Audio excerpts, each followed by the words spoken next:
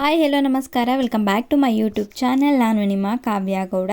So ಇವತ್ತಿನ ವ್ಲಾಗ್ನ ಶುರು ಮಾಡ್ತಾ ಇದ್ದೀನಿ. ಅದು ಜೇನಿನಿಂದ ನಾನು ಇವತ್ತಿನ ವ್ಲಾಗ್ನ ಶುರು ಮಾಡ್ತಾ ಇದ್ದೀನಿ. ನೋಡ್ತಾ ಇರ್ಬೋದು, ನಮ್ಮ ಹಳ್ಳಿ ಕಡೆ ನಮ್ಮ ಊರುಗಳಲ್ಲಿ ಗಿಡಗಳಲ್ಲಿ, ಅಂದರೆ ಊರುಗಳಲ್ಲಿ ಅಂತಲ್ಲ, ಎಲ್ಲ ಕಡೆನೂ ಗಿಡಗಳಲ್ಲಿ ಎಲ್ಲನೂ ಇಟ್ಕೊಂಡಿರುತ್ತೆ ಈ ರೀತಿ ಜೇನುಗಳು.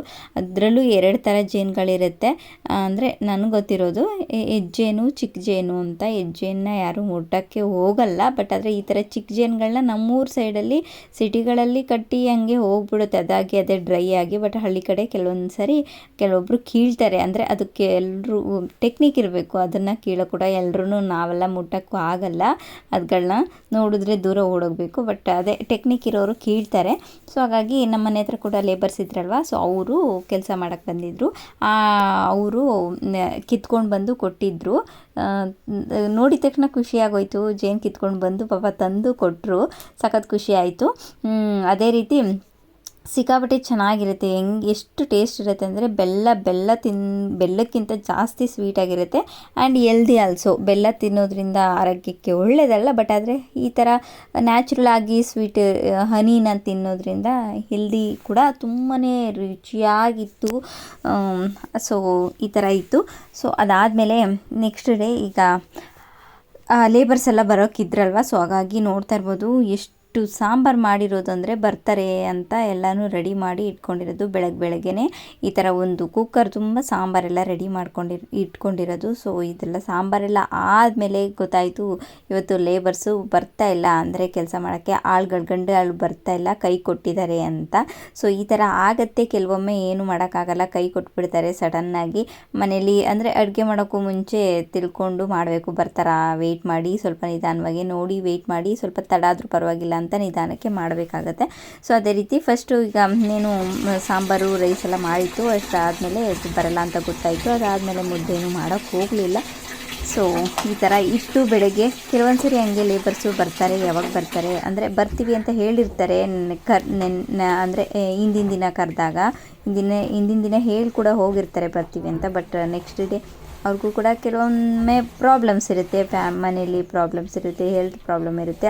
ಅದಲ್ಲದಂತೆ ಕೂಡ ಬೇರೆಯವ್ರಿಗೆ ಹೋಗಿಬಿಡ್ತಾರೆ, ಅಂದರೆ ಬೇರೆಯವ್ರು ಯಾರಾದರೂ ಕರೀತಾರೆ ಅವ್ರಿಗೆ ಹೋಗ್ಬಿಡ್ತಾರೆ. ಈ ಥರ ಎಲ್ಲ ಆಗುತ್ತೆ. ಬಟ್ ಆದರೆ ಅವ್ರದ್ದು ಯೋಚನೆ ಮಾಡಿ ನೋಡಿದಾಗ, ಕೆಲವೊಮ್ಮೆ ನಮ್ಮದು ಯೋಚನೆ ಮಾಡಿ ನೋಡಿದಾಗ, ಅಯ್ಯೋ ಕೆಲಸಗಳೆಲ್ಲ ಸಡನ್ನಾಗಿ ಈ ಥರ ಕೈ ಕೊಟ್ಬಿಟ್ರೆ ಎಷ್ಟು ಪ್ರಾಬ್ಲಮ್ ಆಗುತ್ತೆ ಅಲ್ವಾ, ಕೆಲಸಗಳಲ್ಲೇ ಸ್ಟಾಪ್ ಆಗಿಬಿಡುತ್ತೆ. ಸೊ ಈ ಥರ ಇತ್ತು. ಸೊ ಅದಾದಮೇಲೆ ಅಮ್ಮ ಎಲ್ಲ ಮಿಷಿನ್ಗೆ ಹಾಕಿದ್ರು ಬಟ್ಟೆಗಳನ್ನ, ಅದೆಲ್ಲ ತೆಗೆದು ಜಾಲಿಸಿ ಕೊಟ್ಬಿಡೋಣ ಅಂತ ಕೊಡ್ತಾಯಿದ್ದೀನಿ. ಹೆಂಗೆಂದರೆ ನಾವು ಮಿಷಿನ್ಗೆ ಹಾಕಿದ್ರು ಕೂಡ, ಅಂದರೆ ಯಾವಾಗಲೂ ಮಿಷಿನ್ಗೆ ಹಾಕಿದ್ರೂ ಕೈಯಲ್ಲಿ ಜಾಲಿಸ್ತೀವಿ ಅಂತಂದರೆ ಇಲ್ಲ, ಗೊತ್ತಿಲ್ಲ. ಮೂಡಿಲ್ಲ ಅಂದರೆ ಅದರಲ್ಲೇ ಮಿಷಿನಲ್ಲೇ ವಾಶ್ ಆಗಿ ಏನಾಗುತ್ತೆ, ಸ್ಪಿನ್ನು ಡ್ರೈ ಎಲ್ಲ ಆಗಿಬಿಟ್ಟು ನಾರ್ಮಲಾಗಿ ತೊಗೊಂಡು ಒಣಾಕ್ಬಿಡ್ತೀವಿ. ಕೆಲವೊಮ್ಮೆ ಮಾತ್ರ ಈ ಥರ ಮೂಡಿರುವಾಗ ಅದರಲ್ಲಿ ಮಿಷಿನಲ್ಲಿ ವಾಶ್ ಆಗಿ ಕ್ಲೀನಾಗಿ, ಅಂದರೆ ರಿನ್ಸ್ ಆಗಿ ಎಲ್ಲನೂ ಬಂದಾದ್ಮೇಲೂ ಕೂಡ ಕೈಯಲ್ಲಿ ಜಾಲಿಸ್ತೀವಿ. ಕೈಯಲ್ಲಿ ಜಾಲಿಸಿದ್ರೆ ಜಾಸ್ತಿ ನೀರಲ್ಲಿ ಸ್ವಲ್ಪ ಎಕ್ಸ್ಟ್ರಾ ಕ್ಲೀನ್ ಆಗುತ್ತೆ ಅನ್ನೋ ಕಾರಣಕ್ಕೆ ಕೆಲವೊಮ್ಮೆ ಮಾಡ್ತೀವಿ, ಕೆಲವೊಮ್ಮೆ ಮಾಡಲ್ಲ, ಈ ಥರ.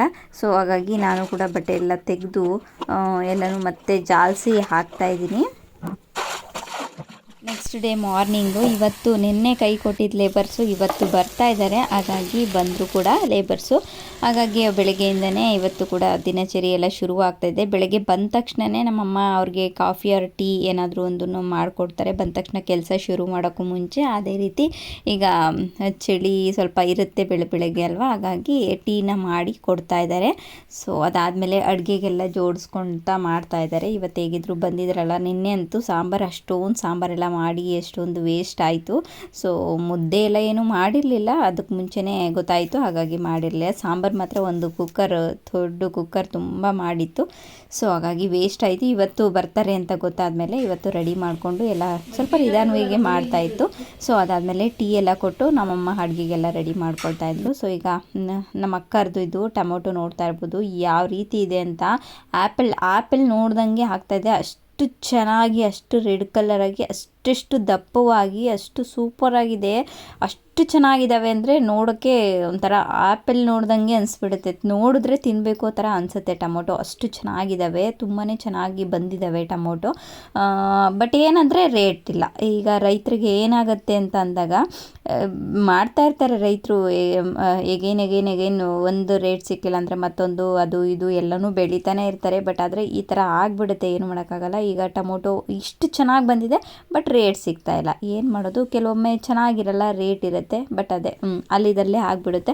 ಇಷ್ಟು ಚೆನ್ನಾಗಿ ಎಲ್ಲ ಮೇಂಟೈನ್ ಮಾಡಿ, ಗಿಡ ಮೇಂಟೈನ್ ಮಾಡಿ, ಇಷ್ಟೆಲ್ಲ ಮಾಡಿ ಹಣ್ಣುಗಳು ಈ ಥರ ಬಂದಿದ್ದಾಗ ರೈತರಿಗೆ, ಅವ್ರು ನಮಗೆ ಅಂತಲ್ಲ, ಬೇರೆಯವ್ರಿಗೆ ಅಂತಲ್ಲ, ಹಾಕಿರೋರು ಮಾಡ್ತಾ ಇರೋರು ಪ್ರತಿಯೊಬ್ಬರಿಗೂ ಅಷ್ಟೇ ಸಿಕ್ಕಾಬಟ್ಟೆ ಲಾಸ್ ಆಗುತ್ತೆ. ಅಟ್ಲೀಸ್ಟ್ ಹಾಕಿರೋದಾದರೂ ಬಂದ್ರಾದರೂ ಖುಷಿ ಅಲ್ವಾ. ಸೊ ಹಾಕಿರೋದು ಮಾತ್ರ ಬಂದರೆ ಅವ್ರ ಎಫರ್ಟ್ಸ್ಗೆ ಏನೂ ಬೆಲೆ ಇರಲ್ಲ ಅಲ್ಲಿ. ಸೊ ಹಾಗಾಗಿ ಬೇಜಾರು ಆದೇ ಆಗುತ್ತೆ ಈ ಥರ ಆದಾಗ. ಅದರಲ್ಲೂ ಈ ಥರ ಒಂದು ಇಳುವರಿ ಬಂದಾಗ, ಈ ರೇಟ್ ಇಲ್ಲ ಅಂದಾಗ ನೋಡಿದ್ರೆ ಸ್ವಲ್ಪ ಬೇಜಾರು ಆದೇ ಆಗುತ್ತೆ. ಸೊ ನಾನು ಕೂಡ ಅದನ್ನೆಲ್ಲ ಎತ್ತಿಟ್ಕೊಳ್ತಾ ಇದ್ದೆ ಫ್ರಿಡ್ಜಿಗೆ ಎತ್ತಿಡೋಣ ಅಂತ. ಸೊ ಅದಾದಮೇಲೆ ಅಮ್ಮ ಇನ್ನೇನು ಮುದ್ದೆನ ರೆಡಿ ಮಾಡ್ಕೊಳ್ತಾ ಇದ್ದಾರೆ. ಸಾಂಬಾರೆಲ್ಲ ರೆಡಿ ಆಯಿತು. ಇನ್ನೇನು ಅಮ್ಮ ರೈಸ್ ಕುಕ್ಕರ್ಗೆ ಮುಂಚೆನೇ ಇಟ್ಟಿರ್ತಾರೆ, ರೆಡಿ ಆಗಿರುತ್ತೆ. Thank you for watching this video. Love you all.